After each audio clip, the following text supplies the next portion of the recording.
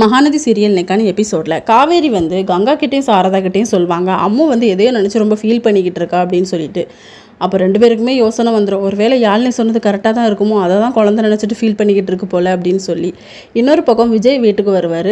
அம்மு வந்து மதியமும் சாப்பிடல, இப்போவும் சாப்பாடு வேண்டான்னு சொல்லிட்டு சுதா சொல்லுவாங்க.